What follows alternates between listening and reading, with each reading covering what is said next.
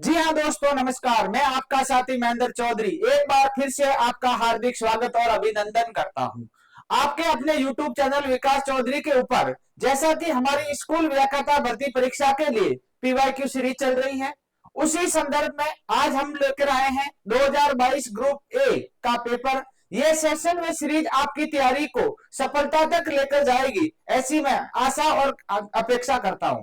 तो दोस्तों, बिना समय गए हम लोग अपनी सीरीज को स्टार्ट करते हैं।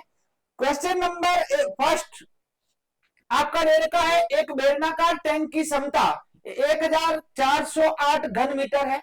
दोस्तों, आपको पहले भी आपको बताया था कि अगर आपका मेंसुरेशन का क्वेश्चन आए, मतलब क्षेत्रमिति का अगर प्रश्न आए, क्षेत्रफल या आयतन अगर प्रश्न के अंदर दिया हुआ है, तो सामने उसका सूत्र रखो।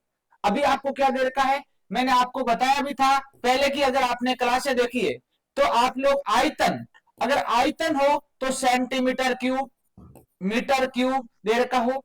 आपको हर एक पेपर के अंदर कैपेसिटी का मतलब आयतन का, जिसको धारिता बोलते हैं, कितने लीटर है, कितनी कैपेसिटी है, ऐसे प्रश्न आए तो इसका मतलब है आयतन है। ये यहां से इसकी इकाई से भी आपको पता लग जाएगा कि ये एक्चुअल में दे क्या रखा है। तो आपको दे रखा है घन मीटर। घन मीटर का मतलब होता है मीटर क्यूब। मीटर क्यूब का मतलब है ये आयतन है। अगर आपको मीटर स्क्वायर दे रखा होता तो वो क्षेत्रफल होता। तो देखो बेटा, अपने पास क्या है, एक बेलनाकार टैंक की क्षमता, मतलब एक बेलनाकार टैंक का आयतन, बेलन का आयतन, बेलन का आयतन, आयतन आपको दे रखा है 1408 मीटर क्यूब घन मीटर। सामने सूत्र रखोगे, बेलन के आयतन का सूत्र होता है pi r square h, pi r square h बराबर 1408। पाई का मान 22/7 इंटू आर। आर आपको दे नहीं रखा है, आर नहीं दे रखा है तो ये आर की जगह आर ही रखोगे, स्क्वायर है तो स्क्वायर रखोगे। एच, एच का मतलब होता है ऊंचाई।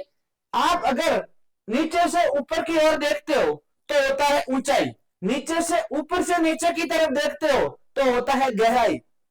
तो गहराई हो चाहे ऊंचाई हो सेम ही है। ये मार्कर है, खड़ा है, ऊंचाई है, ऐसे है, लंबाई है, कुछ भी चेंज नहीं हुआ। इसका मतलब ये एच ही है। तो आपके पास एच का मान दे रखा है 7 मीटर। तो एच का मान 7 बराबर 1408, 7 से 7 कटा तो आपके पास बचा 22 गुणा आर स्क्वायर बराबर 1408। आर स्क्वायर बराबर 1408/22, 22 का भाग दोगे तो आर स्क्वायर बराबर 22 आटे होते हैं 132, पीछे बचा 8, 8 का 88 और 22 चौक अपना कितना होता है, सॉरी 22 चौक कितना होता है अपना 88। तो आर स्क्वायर बराबर 22 जगह 132 होते हैं, पिच 8 बचा तो 8 का अपना हो जाएगा 88, 22 चौक 88। आर स्क्वायर बराबर 64 है तो आर बराबर अपने पास बचेगा 8 मीटर। आर क्या दे रखी है, वृत्त की त्रिज्या, और वृत्त की त्रिज्या ज्ञात करनी है तो अपना आंसर क्या हो जाएगा 8 मीटर। ठीक है दोस्तों, तो इसी तरह से नेक्स्ट क्वेश्चन लेते हैं। आपको दे रखा है, एक घर में पानी के अलग अलग उपयोग को प्रदर्शित करने के लिए निम्नलिखित में से कौन सा सही है। दोस्तों, आपके पास पाई चार्ट है, आई चित्र है, डंडा लेख है और पिक्टोग्राम दे रखा है। पिक्टोग्राम का मतलब होता है, यहां ये दे रखा है हिस्टोग्राम होता है एक्चुअली में। इसका मतलब क्या होता है सारे सारे देखो, ये जो पाई चार्ट है, पाई चार्ट ऐसे बनता है। पाई चार्ट के अंदर कहीं भी डिस्ट्रीब्यूट करना हो, अगर कोई भी डिस्ट्रीब्यूट करना हो तो हमेशा पाई चार्ट का काम लेते हैं। पानी हमेशा डिस्ट्रीब्यूट करते हैं। जैसे अगर आपके पास 4 घर दे रखे हैं, 4 मोहल्ले दे रखे हैं, इस मोहल्ले के अंदर आपको 10% सप्लाई देनी है, इसके अंदर आपको 20% सप्लाई देनी है, इसको आपको 30% सप्लाई देनी है, इसको आपको 40% सप्लाई देनी है। ऐसे करते करते हमारे पास जो सप्लाई होती है वो 100% हो सकती है, 360 डिग्री के अंदर दे सकता है। तो कभी भी कोई चीज की सप्लाई करनी हो तो वो हमेशा पाई चार्ट के अंदर कंप्लीट होगा। एक ही चीज का, एक ही प्रोडक्ट का अगर सप्लाई करनी हो तो वो हमेशा पाई चार्ट के अंदर आएगा। ठीक है, तो नेक्स्ट क्वेश्चन, आपके पास दे रखा है माध्य। माध्य का मतलब होता है औसत। औसत आंकड़ों का योग बटा आंकड़ों की संख्या, राशियों का योग बटा राशियों की संख्या। हर पेपर के अंदर एक माध्य का प्रश्न आ रहा है। आपके पास अगर माध्य दिया हुआ है तो माध्य बराबर सूत्र होता है माध्य बराबर आंकड़ों का योग बटा आंकड़ों की संख्या। आंकड़ों का योग बटा आंकड़ों की संख्या। आंकड़ों की संख्या, आंकड़ों की संख्या। माध्य आपको कितना दे रखा है? माध्य दे रखा है 9, ये लो 9। आंकड़े कितने दे रखे हैं? ये सारे आंकड़े दे रखे हैं, सारी संख्या दे रखी है। सबको जोड़ोगे तो ये हो जाएगा x plus 3 plus x plus 5 plus x plus 7 plus x plus 10 और बट्टे के अंदर कितनी संख्या है? 1 2 3 4 5, ये हो गए 5। 9 बट्टे में कुछ नहीं है, 1। कितनी बार x आ रहा है? 1 2 3 4 5, ये हो जाएगा 5x। कितने x हो गए अपने पास? 5। संख्याओं को जोड़ो, 3 5 3 8 15 और 10 25 और बट्टे में 5। वज्र गुणा करो, 5 इधर भाग में है, इधर गुणे में आएगा तो ये हो जाएगा 9 गुणा 5 बराबर हमारे पास बचेगा 5x प्लस 25। 9 पंजे कितने होते हैं? 45। ये हो जाएगा 45, 25 उधर से माइनस में आ जाएंगे बराबर 5x। ये बचेगा 20 बराबर हमारे बचेगा 5x, तो x बराबर आपके पास आ जाएगा 4। x का मान कितना आ जाएगा दोस्तों? 4 आ जाएगा। प्रश्न कह रहा है अंतिम 3 फ्रैक्शनों का माध्य ज्ञात कीजिए। अंतिम 3 फ्रैक्शन, अंतिम 3 का मतलब है 1 2 और 3। वही सेम सूत्र, माध्य बराबर आंकड़ों का योग बटा आंकड़ों की संख्या। माध्य बराबर आंकड़ों का योग। आंकड़े कौन कौन दे रखे हैं? देखो x x x 3 बार आ रहा है तो 3x प्लस जोड़ो संख्या को 7 5 12 12 और अब्बास 10 कितने होते हैं? 22। ये हो गया 22 बट्टे में अब्बास 3। x का मान देखोगे 4, x का मान 4 रखोगे तो 3x बराबर कितना हो जाएगा? 3 गुणा 4 बराबर कितना हो जाएगा दोस्तों? 12। तो ये हो जाएगा 12 प्लस 22 बट्टा 3 बराबर 34 बट्टा 3। भाग दोगे तो अपने पास कितनी बार जाएगा? 11 या 33 और बट्टे में 1 बट्टा 3। 11 बार पूरा भाग गया, 11 कितना हो गया? 33 और बट्टे में कितना बचा? अपना शेषफल कितना बचा? 1। तो दोस्तों 11 सही 1 बटा 3 इज योर करेक्ट आंसर। ठीक है, तो नेक्स्ट क्वेश्चन देखो, आपके पास प्रश्न दे रखा है 1 प्रश्न 2 कथन दे रखे हैं। आपको इसके अंदर बताना है, ये दिया हुआ है महिमा कला से लंबी है और शीला आशा से छोटी है, इनमें से कौन सबसे छोटी है? एक स्टेटमेंट दे रखा है यहां से लेकर यहां तक, आपको बताना है। रीजनिंग का क्वेश्चन है, मेंटल एबिलिटी का क्वेश्चन है, दिमाग का क्वेश्चन है और आपको आंसर देना है। दोस्तों पहले जो दे रखा है उसका एक स्टेटमेंट देखो, महिमा कला से लंबी है, मतलब जो महिमा है वो कला से लंबी है।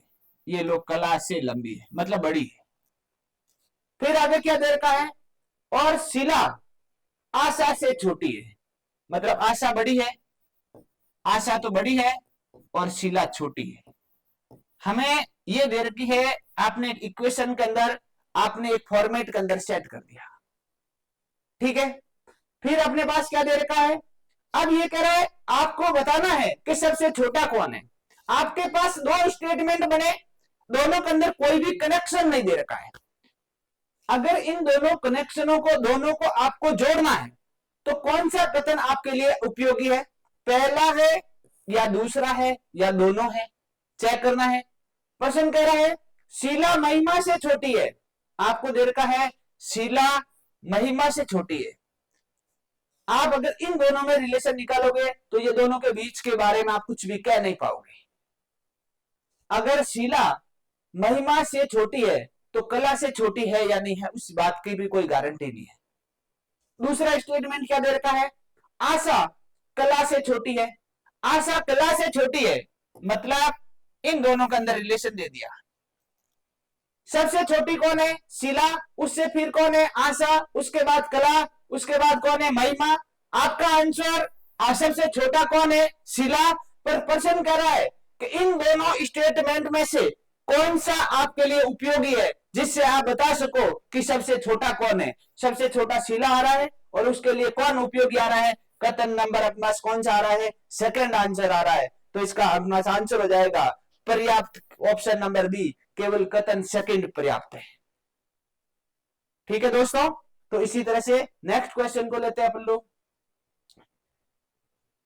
ये प्रश्न दे रखा है, ये भी मेंटल एबिलिटी का क्वेश्चन दे रखा है।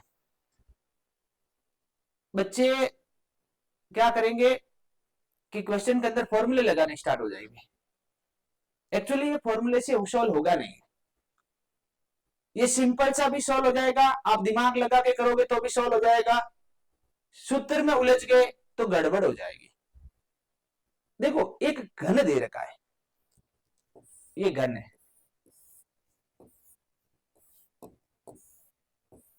इस तरह से दे रखा है। अपने पास एक घन दे रखा है,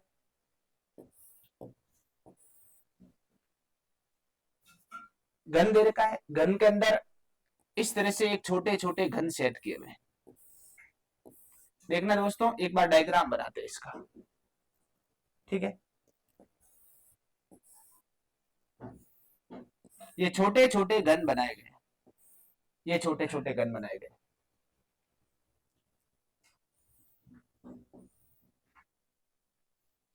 ये अपने पास घन बनाए गए, ये वाले। अब देखो दोस्तों, ये एक कोना आ रहा है,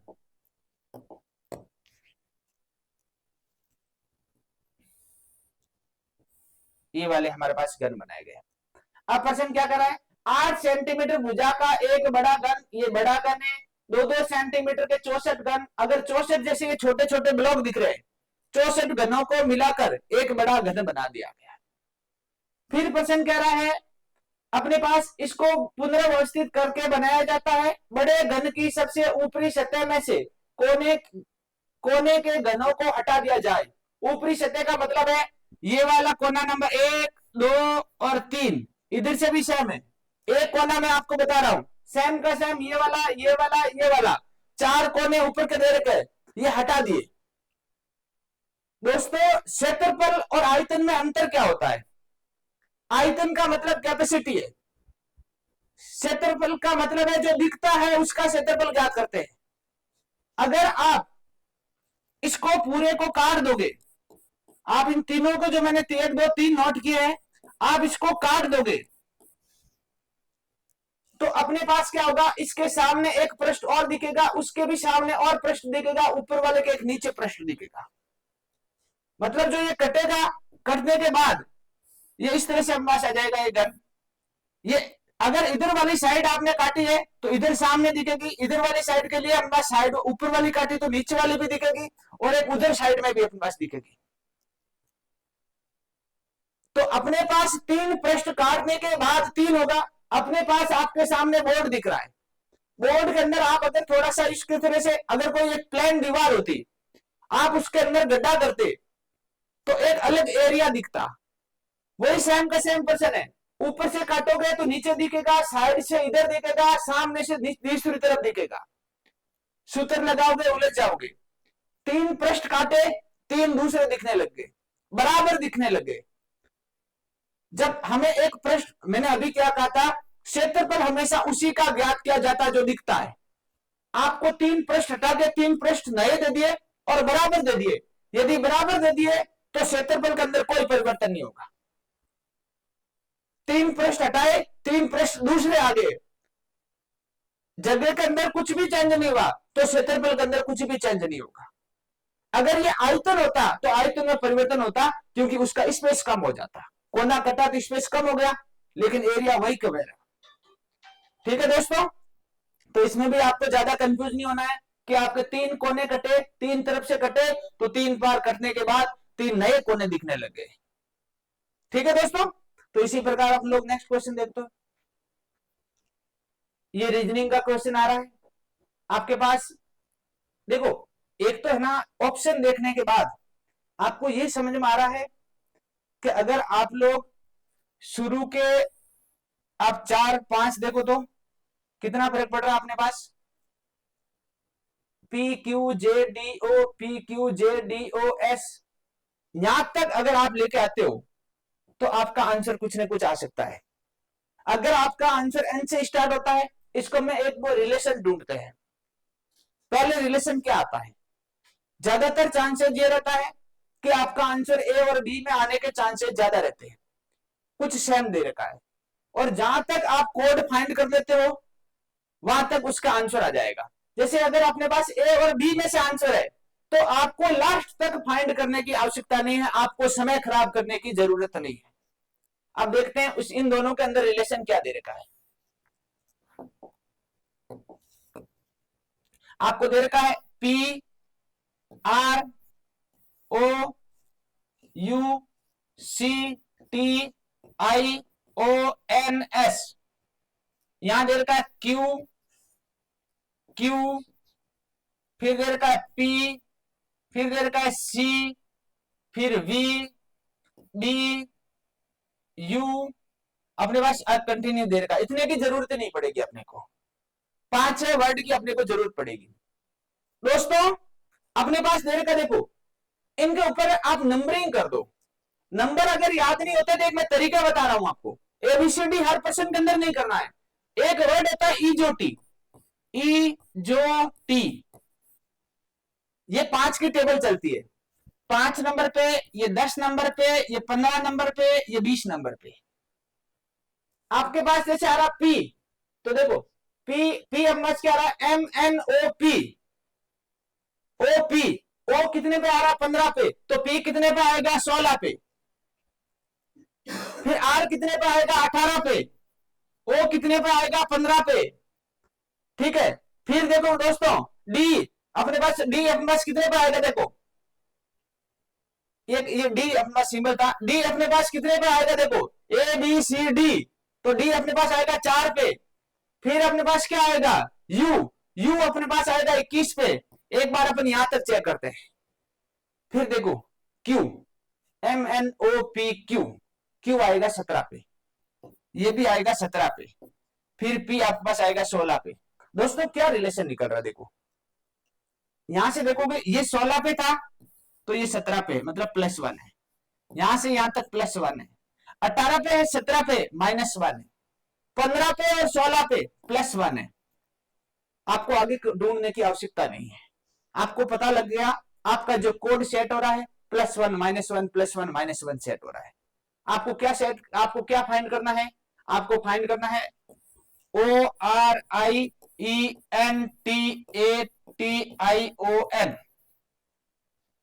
आपको पहले +1 करना है, +1 करोगे MNOP, पी आ गया, पी आ गया, मतलब आपको पता है कि ये ऑप्शन 2 तो वैसे आउट हो गए, सॉरी सी वाला ऑप्शन आउट हो गया, इसका तो अपन देखते हैं एक बार। फिर अब मैच करोगे -1 करोगे तो अब मैच क्या आ जाएगा, देखो क्यू, आर से पहले अपने पास क्या आ जाएगा क्यू, तो क्यू आने के बाद ये 2 ऑप्शन तो आउट हो गए, आपके पास ऑप्शन नंबर 1 और ऑप्शन नंबर डी, दोनों में से एक आपका आंसर है। फिर देखिए दोस्तों, फिर अब मैच आ जाएगा आई, आई के अंदर आप प्लस करोगे तो आई के बाद प्लस करोगे तो मैच हो जाएगा जे, ई के में एक माइनस करोगे तो ई में एक माइनस करोगे हो जाएगा डी। फिर आप एन के अंदर आप +1 करोगे तो MNO, फिर आप करोगे टी के अंदर एक माइनस करोगे तो क्या हो जाएगा एस, फिर आप ए के अंदर एक प्लस करोगे तो क्या हो जाएगा आपके पास बी, तो आपके पास ये आंसर आ ही गया है। ठीक है ना, तो ऑप्शन नंबर क्या हो जाएगा, प्लस माइनस करोगे तो अपने पास ऑप्शन नंबर क्या हो जाएगा डी। आपको एक ट्रिक दे रखी होती है, आपको एक कोड दे रखा होता है दोस्तों, और उस कोड को देख के आपको अपना आंसर निकालना है। तो दोस्तों कौन कहता है कामयाबी किस्मत तय करती है, कौन कहता है कामयाबी किस्मत तय करती है, इरादों में दम हो तो मंजिलें भी झुका करती है, मंजिलें भी झुका करती है। और आपको 2025 के जून के पेपर में आपको क्रैक करके आपको सारे लोगों को उन नेगेटिव लोगों को झुका देना है जो आपके बारे में नेगेटिविटी कहते हैं सिलेक्शन बहुत मुश्किल है, उनको आपको सिलेक्शन दिखाना है। तो दोस्तों अब अपन नेक्स्ट क्वेश्चन करते हैं। आज थोड़ा अपन बैक टू बैक क्लास ले रहे हैं, तो आप लोगों की जैसी कि आपकी इच्छा है कि सर टॉपिक वाइज सॉल्व करवाया जाए, तो ये सीरीज कंप्लीट होने के बाद आपको टॉपिक वाइज सॉल्व करवाने का भी हम लोग वादा करते हैं।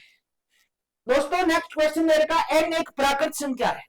देखो प्राकृत संख्या क्या होती है? प्राकृत संख्या एक से स्टार्ट होती है, 1 2 3 डॉट डॉट डॉट अनंत तक। फिर होती है पूर्ण संख्या, पूर्ण अब्बा 0 1 2 3 4 डॉट डॉट डॉट। एन एक प्राकृत संख्या है। आपको संख्या जो दे रखी है, संख्या दे रखी है अपने पास, ये एक्चुअली पर्सन जो दे रखा है वो मिसप्रिंट है, ये 9 की घात 2 एन है। टेक्निकल टीम ने ये थोड़ा मिसप्रिंट हो गया है, माफी चाहते हैं आपको इस असुविधा के लिए। पर्सन जो दे रखा है अपने पास 9 की घात 2 एन है और -4 की घात 2 एन है। ठीक है, सुधार करवा देते हैं आपको। गलतियां कभी कभी हो जाती है, हमसे भी हो जाती है, टेक्निकल टीम से भी हो जाती है, तो आपको उसको इश्यू नहीं बनाना है।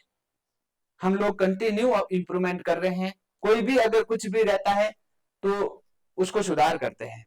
तो दोस्तों आपको क्या करना है, n बराबर 1 रखना है। तो 9 की घात 2 माइनस, क्यों 2 गुणा 1 2 ही होगा, 4 की घात 2 गुणा 1 81 माइनस 16 65 होगा। अब इधर देखो 65 में किसका भाग जाता है, 65 में 5 का भी भाग जाता है, 13 5 65, 65 को मैं लिख सकता हूं 13 गुणा 5। पूरा पूरा भाग किसके जाता है, तो आपके पास पूरा पूरा भाग 13 का भी जाता है और 5 का भी जाता है, तो इसका आंसर नंबर क्या हो जाएगा, सी। आप एक बार और चेक कर सकते हो, इसकी जगह n बराबर 3 रख दो, तो अपने पास आ जाएगा 9 की घात 3 रखोगे तो 3 दूनी 6 और -4 की घात अभी अपने पास क्या हो जाएगा 6। आप आगे भी सॉल्व करोगे तो अपने पास इसको कंटिन्यू आगे सॉल्व करते जाओगे तो भी वही सेम रहेगा कि ये 13 और 5 से विभाजित होगा। ठीक है, तो अब देखो नेक्स्ट वाला क्वेश्चन आपको देर का है, गैर शांत। ये थोड़े वर्ड है ना, गंदे क्वेश्चन दे रखे हैं। गंदे का भाषा जो दे रखी है ना, घुमा के दे रखी है। जितना क्वेश्चन हार्ड है नहीं उतना इसको बना दिया गया है। दोस्तों मैं ना आपको थोड़ा सा ना और समझाता हूं आपको। अपने पास एक होता है परिमेय संख्या, परिमेय संख्या, एक होती है अपरिमेय संख्या। देखो कितना सिंपल क्वेश्चन पूछ लिया। 5वीं क्लास से स्टार्ट होता है। परिमेय संख्या किसे कहते हैं, वह संख्या जिसको p बटा q के रूप में व्यक्त किया जाता है। एक होता है अपरिमेय संख्या, अपरिमेय संख्या, परिमेय संख्या और अपरिमेय संख्या। एक अपने पास होता है दशमलव प्रसार, दशमलव प्रसार। दशमलव प्रसार दो तरीके होता है, एक होता है शांत, एक होता है अशांत। अब इधर देखो, आपको है ना, आप कोई दुकान पे गए और आपको वहां बहुत गुलाब जामुन फ्री मिल रहे थे, आपको बोल दिया 1% सोल्व करके बताओ और फाइनली आप आंसर बता दो। अगर आंसर निकाल दे तो आपको गुलाब जामुन मिलेंगे। आप कहोगे क्या यार फटाक से आंसर देता हूं, आप तो खुद बादशाह हो। आपको दे दिया 10 के अंदर 17 के अंदर 8 का भाग देना और दूसरे को दे दिया 17 के अंदर 3 का भाग देना। दोस्तों देखना आप लोग इसको, गुलाब जामुन क्या हमारे विकास सर को बहुत फेवरेट है। आप कभी मिलो तो प्लीज है ना, आपसे रिक्वेस्ट है कि गुलाब जामुन साथ लेकर आया करो। दोस्तों 17 के अंदर 8 का भाग दोगे, 8 दूनी 16, आप ऐसे दे दो भले 17 के अंदर भाग 8 का, 8 दूनी 16, पीछे बचेगा 1 पॉइंट लगेगा 10, 8 एकम 8, पीछे बचेगा 2 20, 8 दूनी 16, पीछे बचेगा 4 40, 8 पंजा 40 और ले शेष पर 0, शेष पर 0 होते आप बोलोगे ले भाई ले का जा गुलाब जामुन दे धनाधन चेप। ज्यादा नहीं खाने आजकल, बहुत है ना, हर जगह अपने को भरोसा नहीं करना है। पेट अपने घर का है, ठीक है ना, मैं खुद 1 2 ही खाता हूं। तो दोस्तों दूसरे दोस्त को दे दिया कि 17 के अंदर 3 का भाग दे। आप 17 के अंदर 3 का भाग देते हो तो 5 तिया 15, पीछे बचा 2 पॉइंट लगते 20, 6 तिया 18, पीछे बचा 2 20, 6 तिया 18, पीछे 2 20, चलता रहेगा, उसको गुलाब जामुन मिलेगा नहीं। यदि गुलाब जामुन नहीं मिला तो वो हो जाएगा अशांत, गुस्सा कर देगा, तो उसका क्या हो जाएगा, जो भाग खत्म नहीं हो, जो भाग चलता रहे वो होता है अशांत, जो भाग खत्म हो जाए मतलब शेषफल 0 आ जाए वो होगा शांत। तो गुलाब जामुन खाओगे शांति होगा ना। तो दोस्तों अगर कोई संख्या के अंदर, अपने कहने का मतलब यह है कि आप अगर भाग देते हो शेषफल 0 आ जाए तो शांत होता है, और नहीं तो क्या होता है, अशांत होता है। अशांत जो होता है ना, अशांत के अंदर, अशांत के अंदर दो प्रकार होते हैं। अशांत, अशांत दो प्रकार के होते हैं, एक होता है आवर्ती और एक होता है अनावर्ती। अनावर्ती, ये टॉपिक वाइज सरल करवाएंगे ना, तब सारे एक एक टॉपिक को खोल खोल के आपको हाथ में दे दिया जाएगा। भरोसा रखना दोस्तों, आप विकास सर के यूट्यूब चैनल पर जुड़े हो तो आपका प्रेम और प्यार जो है हमें एक नई ऊर्जा प्रदान करता है। दोस्तों थोड़ा अपने चैनल का ध्यान रखना, शेयर एंड सब्सक्राइब करते रहना।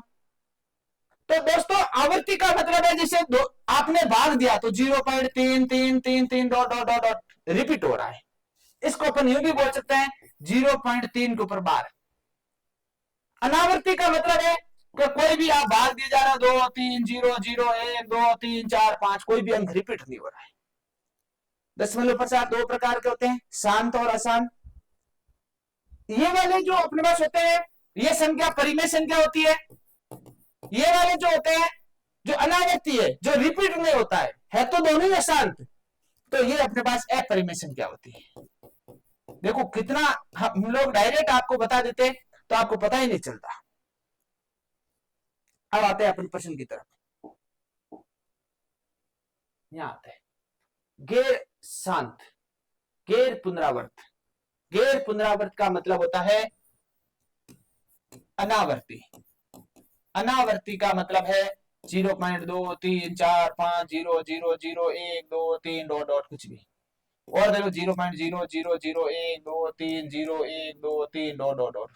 आप आगे कौन सा अंक आएगा वो निर्धारित नहीं कर सकते हो, तो ये सारी सारी संख्या अपरिमेय संख्या है। ठीक है दोस्तों, तो जो अनावर्ती है वो अपरिमेय संख्या है, जो आवर्ती है वो परिमेय संख्या है। तो अपने पास अगला प्रश्न की तरफ चलते हैं। अगला प्रश्न दे रखा है दो शंकुओं के आयतनों का अनुपात। शंकु के आयतन का सूत्र क्या होता है? शंकु के आयतन, आयतन का सूत्र होता है 1/3 पाई आर स्क्वायर एच। ये सूत्र होता है। दो शंकु दे रखे हैं तो जब भी अनुपात दे रखा हो तो भिन्न में ले लो, अंश बटा हर में। पहले वाले शंकु बटे में दूसरे वाला शंकु, आपके पास हो जाएगा 1/3 पाई R1 स्क्वायर H1 बटे 1/3 पाई R2 स्क्वायर H2 और बराबर दे रखा है 4/25। 1/3 पाई से 1/3 पाई कट गया। आपको देखो ऊंचाइयां भी दे रखी है, ये H1 है और ये H2 है। आपके पास हो जाएगा R1 स्क्वायर H1 बटे R2 स्क्वायर H2 बराबर 4/25। R1 square into H1, H1 का मान दे रखा है 25, R2 square into H2, H2 का मान दे रखा है 64 बराबर हो जाएगा 4/25। दोस्तों 4/25 है गुणा, ये 25 ऊपर है तो भाग में जाएगा 25 एंड 64। अपने पास क्या दे रखा है, दो ऊंचाइयां दे रखी है H1 और H2 दे रखा है 25 और 64 दे रखा है। ठीक है दोस्तों, तो सामने अपने पास क्या हो जाएगा 25, तो अपने पास हो जाएगा 64। ये इधर अपने पास बट्टे में दे रखा तो 64 ऊपर चला जाएगा। इधर क्या अपने पास चल रहा है, इधर चल रहा है अपने पास R1 स्क्वायर बट्टे में R2 स्क्वायर बराबर 4 को 64 से गुणा करोगे तो 4 चौक 16 और अपने पास क्या हो जाएगा 4 चौक अपने पास हो गया 16 और फिर अपने पास कितना बचा देखो। अच्छा कुछ कर तो नहीं रहा है ना, इसका आंसर ऐसे कैसे आ रहा है, 4/25 हो रहा है ना, 4/25 ठीक है। फिर अपने पास दे रखा है 25/64, तो 64 जाएगा अपने पास गुणे में। ठीक है,